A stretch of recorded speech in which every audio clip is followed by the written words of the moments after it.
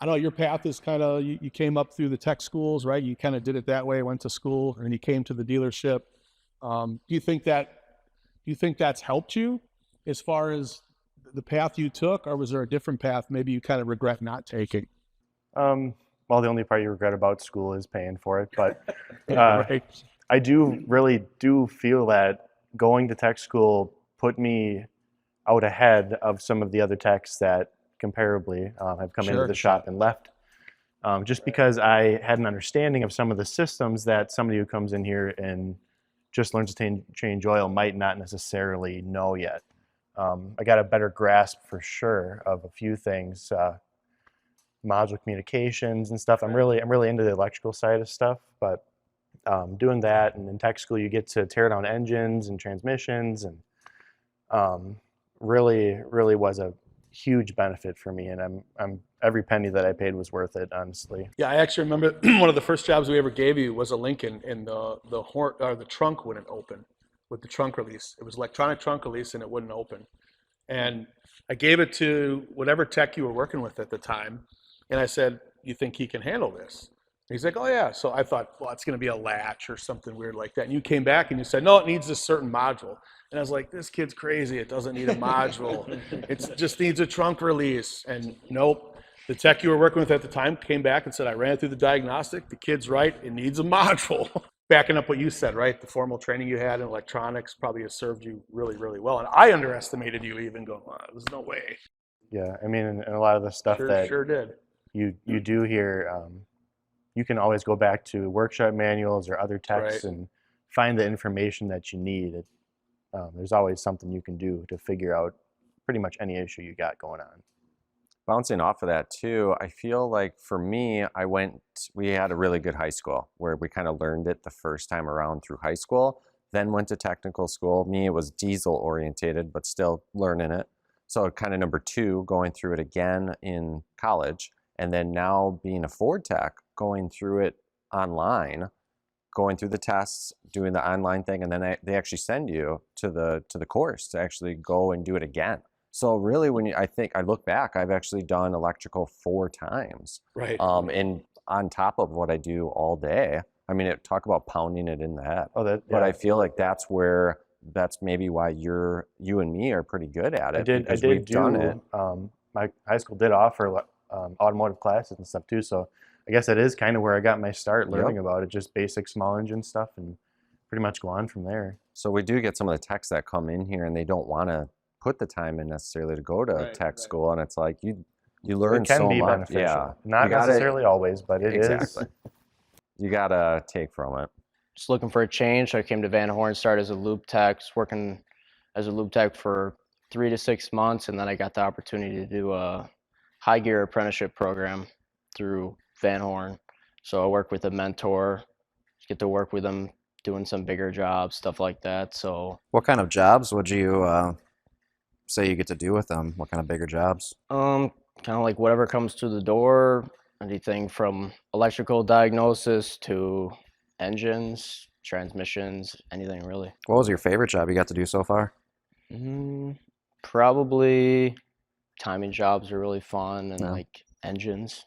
What's the worst job you've had to do so far? I know Um, you got to have one that sticks I out. mean, the transit exhaust manifold job was pretty rough. Yeah. And as hard as those cars are, at the end of it, you feel there is some satisfaction at the end of that where you're like, I did it. I figured it out. Once you And figure it out. yeah, it makes you, there's a feeling you get from that. It feels really good. Yeah, I think the path depends on the person, right? Like we offer that high gear program that Bryce is, and we kind of offer it as a learn on the job, Yep. where you just come in and learn under somebody, or we offer it as the tech school route, where we'll take you in after the tech school and train you. So I mean, I think it's cool that we kind of came up with that and had some. Originally, the concept was it would just be people that were in tech school, and I said, well, hold on a second. There's a lot of guys who are mechanically inclined. We have a lot of loop techs that could probably fix cars if they had some formal training or some hand holding. And I think in our group overall, that's been one of our success stories probably the past couple of years. Like you see the numbers, right? Like the overall service and the growth and service and parts and body is just, we've been adding people and things like this, the recruiting and the retention is, I think, That's our biggest focus. Yeah. Like not only just hiring you guys, but we want to keep you. Yeah. Like you and I have gone round and round, and there's been things we've disagreed on and maybe some things we've had to compromise on, but in the end, we want to make you happy and keep you in the company and keep you guys just growing with us. I mean, that's the main focus. Look at a guy like Terry. Like Terry, how long you been with Van Horn? 11 years. 11 years. Is it your longest like job or longest like employer? 5 more years it'll be. Oh, 5 more years. So you Okay, not quite. But by dealership standards, that's probably a long time. Well, Like, it's like gone, 3 to 5 years is probably the average, right? it's gone a lot faster here. Like 10 years seems like a flash Yeah. compared to where I was. It was just, it's so laid back, easy going, good people. Yeah. You can talk to everyone and anyone about anything. Everyone will help you. Whereas where I was, you were pretty much on your own. You would hate life. So I'm proud of that. At my position in the company, I'm proud that we can keep people working here and keep them positive and engaged. So Busy. and always busy. busy. Always busy. That's, Always work. that's another thing. Have you ever worked at a dealership? No, honestly, No. I've ran other shops. And I remember there's back in the day, we'd have a list and then it would be the next guy up to get a job because it would be slow. Yep. I've never had that problem at Van Horn. Or you'd have The the problem's the opposite. Yeah, Can't or get it all done. certain times of the year, it would go slow, yeah, and it'd you'd be be like, bad. "Am I gonna? How much money am I making this week?" It's when you're on a Yeah. flat rate with no guarantee. No. Go Here, home or there's cut the not. lawn. You don't even need a guarantee. There's so much work coming in. Yeah.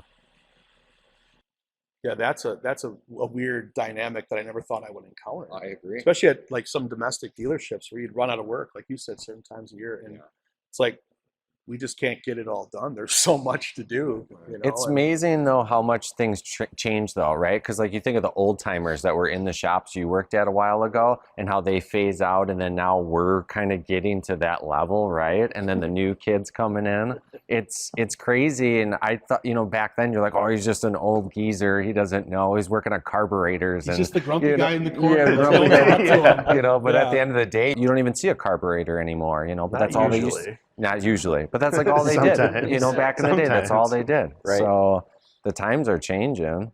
But it's something I didn't really, you hear that and you say that, but to actually experience it. It's part of getting older. Yeah. Right. Well, kind of like I hinted to, and I said, I want Van Horn to be my last stop in this automotive career, right? And some of you guys are, even Drew, you guys are younger. Like, this is your current move, right? But like, what would be your next move? Like, do you always want to be a technician, or is there something else in the back of your mind? You're like, man, I'd really like to be a service manager or a director. Yeah, I mean, I'm happy being a technician right now. I like fixing cars. In the future, there could be possibility to maybe move up. Not exactly sure where yet, but I've seen in the few years I've been here, it seems like more, but I've seen a few techs go from tech to parts to sales to advisors. I mean, you can do whatever you want in this company. I mean, I mean, we have a service guy who just got promoted to like an assistant platform director, and he was a service I mean, if manager. you're not He's happy- running stores with Brad now. if you don't like doing a tech after a while, you can try something else and Yeah. stay in the company. I'd say be an owner, but we're all owners, right? Right. Yeah. That's a great point too. I mean, that's a great point. Yeah, the employee ownership, it is. It's very unique. Like, I don't know of any other dealer group that I've ever been around that has something like that.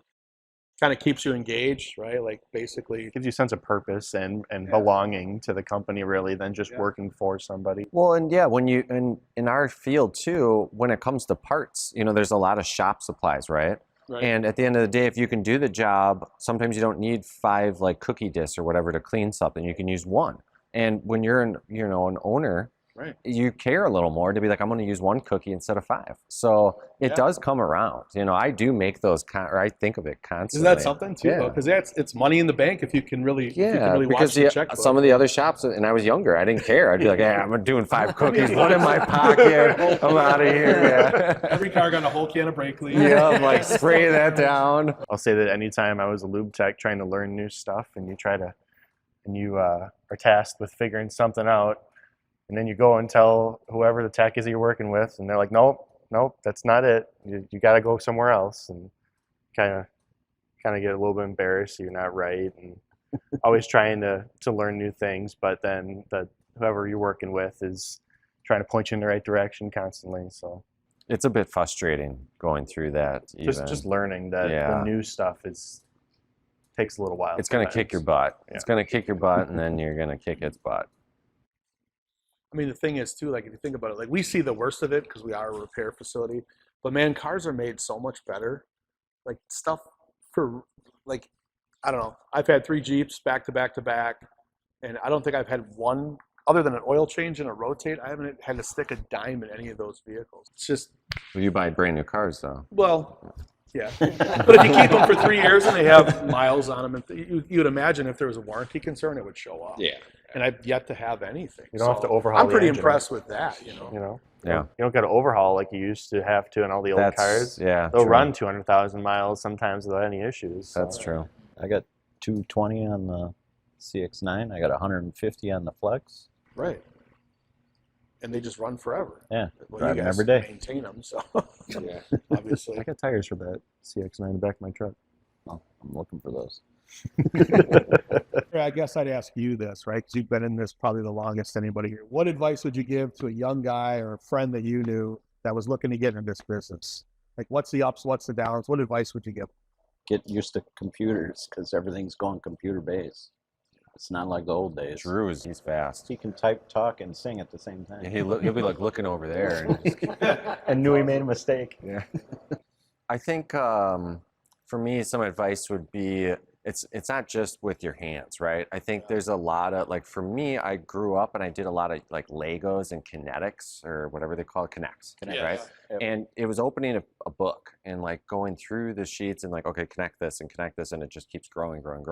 And that's a lot of what we do. And in the trades, sure, there's some of that, but when you think of like plumbers and electricians and things like that, sure, they're following a schematic and they're doing this. But when it comes to like automotive, you're kind of putting it all together, right? You're going into a manual and you're reading like, this is how it's done. This is how you remove it and put it back together. And then it's almost, for me being OCD, it helped me a lot over the years, but you're taking it apart and you're putting it, like I strategically put it, take it apart and put it in spots on my box or on, places on the cowl so I can put it back together.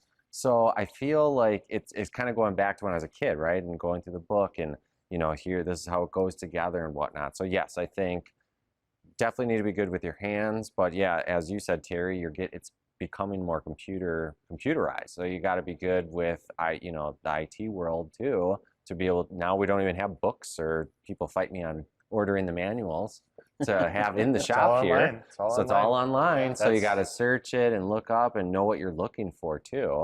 It's not just working with your hands. You really got to think through some stuff too. Not everything is just taking apart brakes, engine, suspension. As far as electrical goes, you kind of have to build that pathway in your mind of like what's going on and what's causing this issue to figure some things out. Well, and now the new cars compared to like the 90s cars, right? There was maybe one computer, right? Yep. PCM, power control module, that did everything that needed on the car. Now we have 20, 25 20, modules. 30 modules, and they're all talking on these different networks, high speed CAN, low speed CAN, high speed 1, high speed 2, medium speed. I mean, you're talking every car now And that's has some what? of my favorite stuff 6? is when something like that gets messed up. One of the networks goes down, you got to figure out You what's got going on. to start figuring it out. Cause all Yep. kinds of weird issues. And the only positive thing we have is they do split them, right? So maybe the only medium speed's down, so we can now go through these modules. Terry's looking at me like, you're talking But gibberish then you to have me. modules that communicate on every network. And it Yeah, all so goes that could down. take down Ford lines, yeah. Engineering But no, it has advanced so far. I mean, it has really come a long way. It's not the same problem anymore. It's No. always something different. But Yeah. it's advanced along with the tools that we use to diagnose.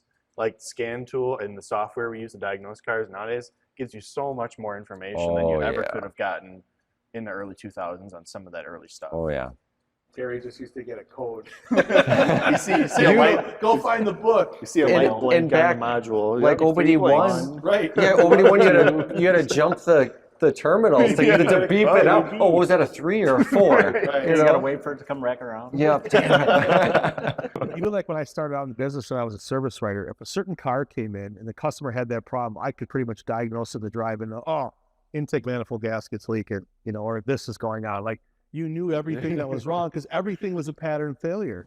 But now every car that comes through the door is like a unique situation. It's got a communication error. It's got intermittent problem, right? Like everything is like a whole new beginning, which Yeah. is hard because you don't have that pattern failure to draw from. Well, that's the one thing I think that discourages a lot of new guys from coming in is that warranty work, right? Because it's not as simple as, hey, can you do brakes? You know, I can do 3 sets of brakes today. That's going to pay me blank amount of money, right? Now it's this warranty stuff and it's all coding. And a lot of times it doesn't pay the greatest. The good thing with Van Horn though, or with every service manager I've had here, is they come to, or if I can go to them and be like, hey, this warranty job didn't really pay me that good. Don't worry, Josh, we got you. We're going to cover you. We're going to give you an hour or 2 on the shop. That's one thing that Van Horn has always, every person that's been in those offices have been good to me and to care of every their tech people. in here. And they pay you. They make sure you're paid and you're happy and satisfied. Makes you want to come back in tomorrow. Yep. Because even though you got maybe a little burned on a job, they got your back. Right.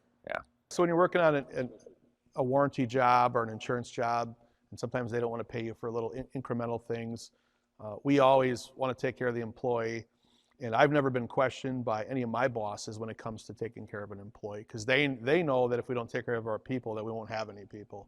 So that's my philosophy, and I think that's always been the company's philosophy when it comes to technicians. Like I said, you guys have a huge investment in tools and training and all your time spent. You can't pull a car in, look at it for an hour and not get paid. That's just not the way the industry works anymore.